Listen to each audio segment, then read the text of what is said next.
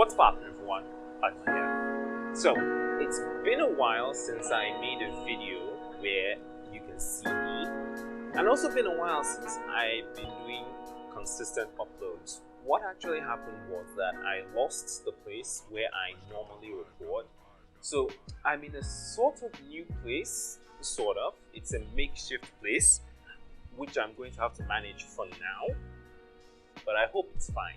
So, on to the topic of today's video, the Tecno Canon 19.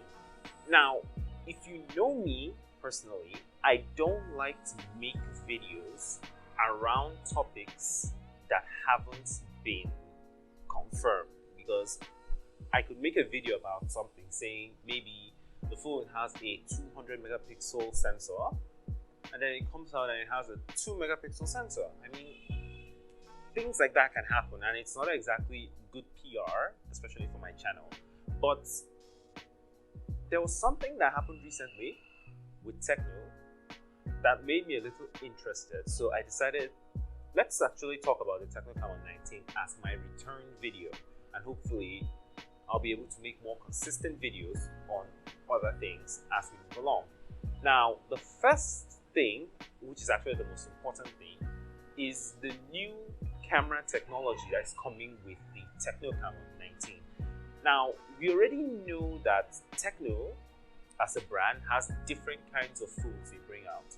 The Phantom series is considered their flagship series, and the Camon series is considered their camera-centered series, much like Huawei's Mate series is their ultimate flagship, while the P series is focused on photography. All good and fine.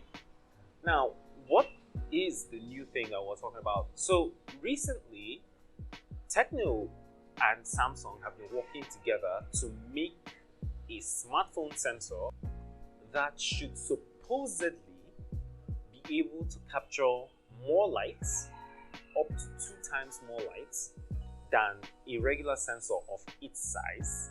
And also, it's working with the new technology, the new color mapping technology, RGBW. And that stands for red, green, blue, and white. Now, a content creator or someone who's used to photography will be asking, what's the difference between this and this? Now, RGB normally is just red, green, blue, and you combine these 3 colors in order to get every other color that you see. If you need white, all you just need to do is put each of these 3 colors at their extreme highest and you'll get white. But with RGBW, what they're trying to achieve is one thing that a lot of smartphone sensors have been suffering with, which is capturing good details in white areas or bright areas against dark areas. So let me use an LED strip for example. Normally in an LED strip you have red, green, blue, and then these colors combine and they make up different colors that you see on your Christmas trees and all of that.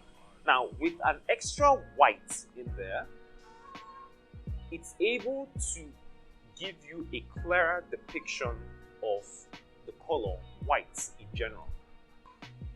Bringing that over to regular smartphone sensors, that should enable the smartphone sensor to be able to properly, or rather more clearly and more realistically depict colors of white or bright areas. So maybe if you're taking a picture of the sky, it should look a little bit more natural and less over-processed. Now, personally, is this a very big deal? I don't think so, because most regular people who use their cameras will not notice. The only people that will notice are professionals, people who are very, very in tune with these things, who will be able to tell, oh, there's a difference between the depiction of white in this image versus this image.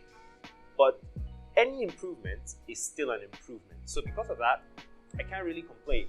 Now, this sensor is supposedly going to come with the Tecno Canon 19, and it's a 64 megapixel sensor. So this should actually be very interesting. I think we might also see the next Phantom series phone that's going to come.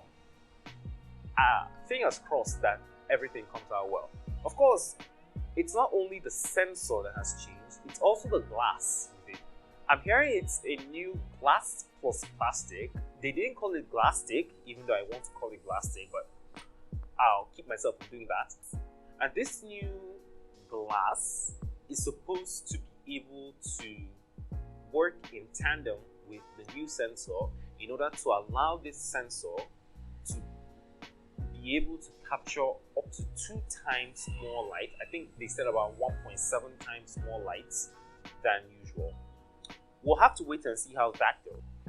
And aside from that, there isn't actually anything else to talk about. Now, smartphones have reached this place where there isn't really much to improve anymore aside from the cameras. So that's why you see a lot of manufacturers focusing on the cameras almost all the time. It's fine because, well, that's how things are. Things will keep on improving. And eventually, one time, we may reach a stage where it's not possible for there to be any noticeable changes. And that's where foldables will come in. But that's a talk for another video.